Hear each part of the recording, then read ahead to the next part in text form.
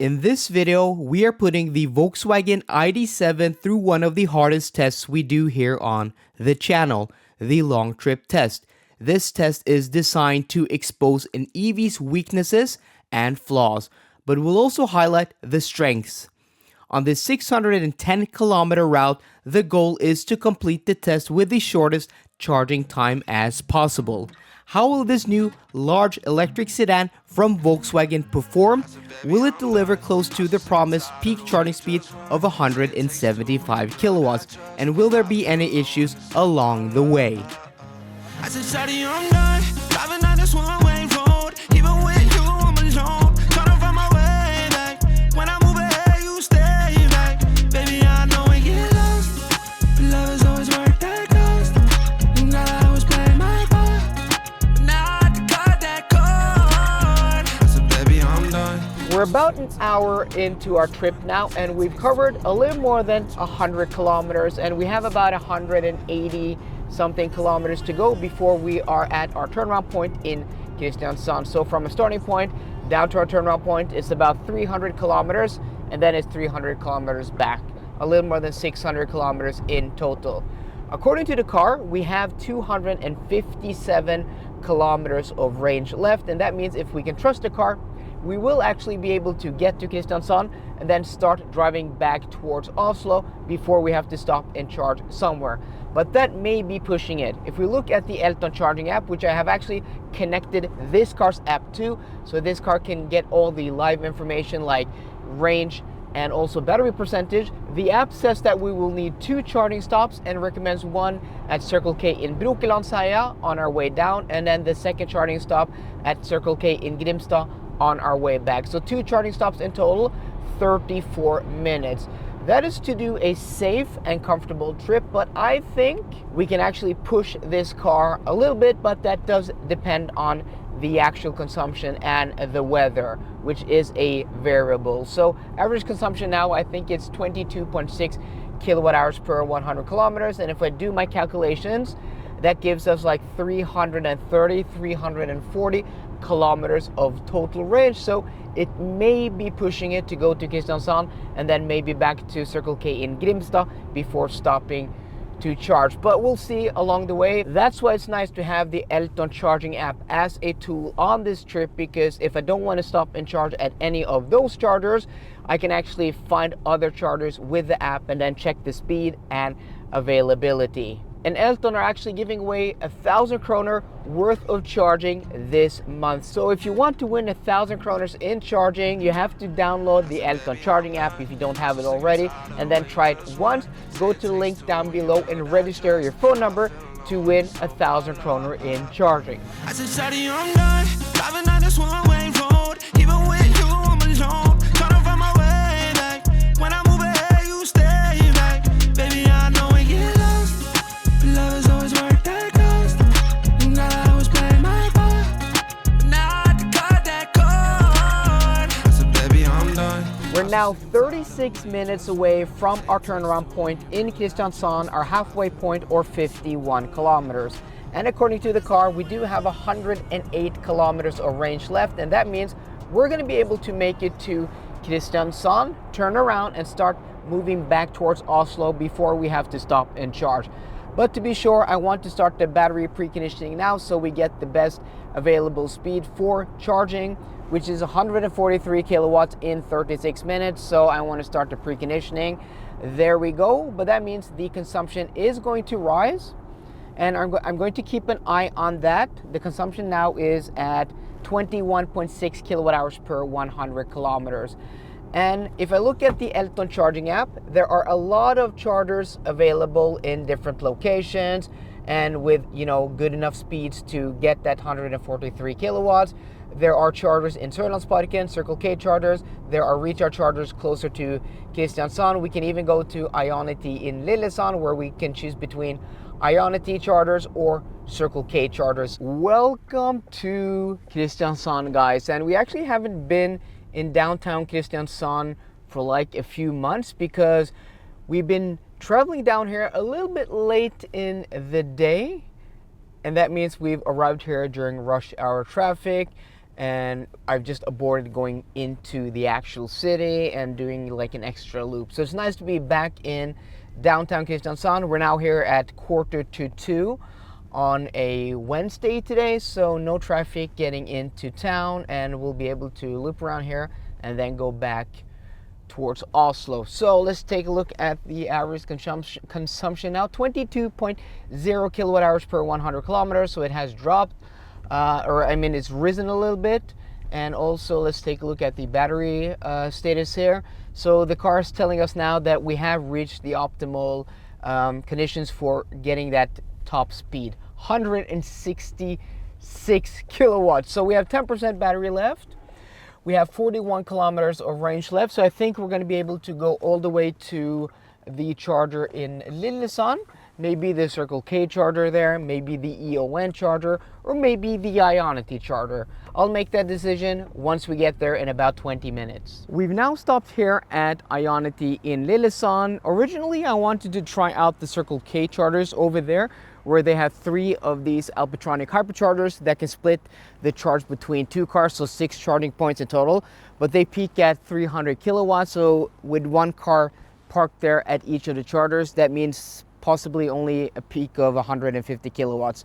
So I, again, as always, when I'm here, usually test out these or use these Ionity chargers because they can, give 350 kilowatts to each of the chargers. And we're now at 7% state of charge, 8% state of charge already. And as you guys can see, we are getting 183 kilowatts, which is about 20 kilowatts more than the car said we were going to get. The car said like 164 kilowatts.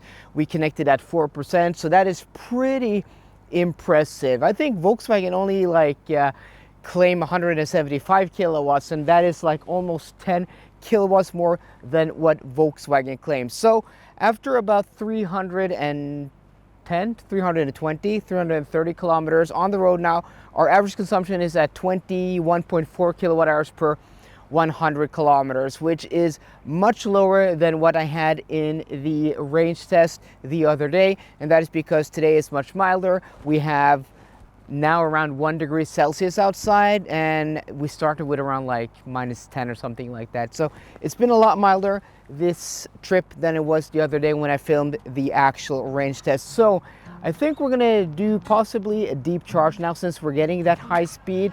Maybe we're gonna have to stop and do another charging stop. I do think so. So we're gonna go maybe 50 or 60%, maybe even 70%, depending on the speed we get here.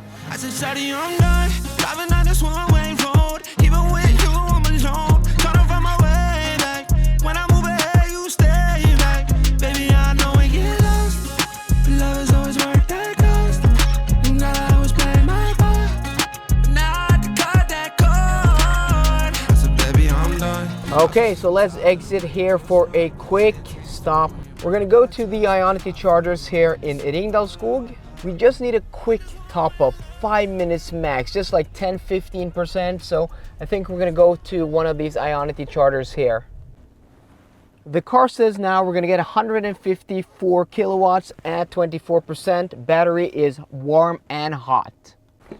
Pop up the charge port out with the flap, and then we'll use this one. Okay, and then this is called 08. So quickly on my phone here, 08, there we go, and 08, start charging, and we should be up and running in a few seconds. Yeah, that is quick. So come on, it is cold outside, and I didn't even put on my jacket because we're gonna charge so short now. I'll hop in the car, we'll check the speed from there. Okay, just about in time, jumped into the car and we're already charging. Let's check what speed we will get now. The car said 154 kilowatts. Hopefully we'll get even more than that, because these Volkswagen Group product cars like this and the Skoda Enyaq seem to be delivering more speed than they actually claim. And look at that. I mean, that is really nice. 180 kilowatts right off the bat.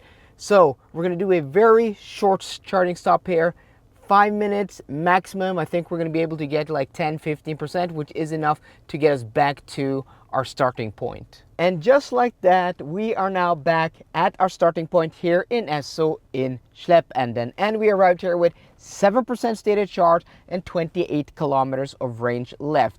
Average consumption today, 20.8 kilowatt hours per 100 kilometers. So no stress, no drama, no action today, just a safe and comfortable trip. And this is mainly because of two things. So first off, the new updated infotainment system in this car is so much better than before. So it does have navigation with, a route planner and does preconditioning en route, but it also allows me to do manual preconditioning, which just gives me full control of how the battery will perform when connecting to a charger, and gives me the freedom to choose where I want to stop and charge, so I can, push the car to its limit. It's just awesome. So I prefer using Google Maps. That's just me. I think it's better than the built-in navigation system in basically any car, and I love using it in all the cars I use. But usually when you do that, you can't do preconditioning. But Volkswagen with this infotainment system allows you to do manual preconditioning, so I can use whatever route planner, whatever navigation system I want. It's just awesome. And the fact that the car, tells you how many minutes it will take before the battery is up to temperature once you start the preconditioning, and what speed you get, is just the way every car manufacturer should do it.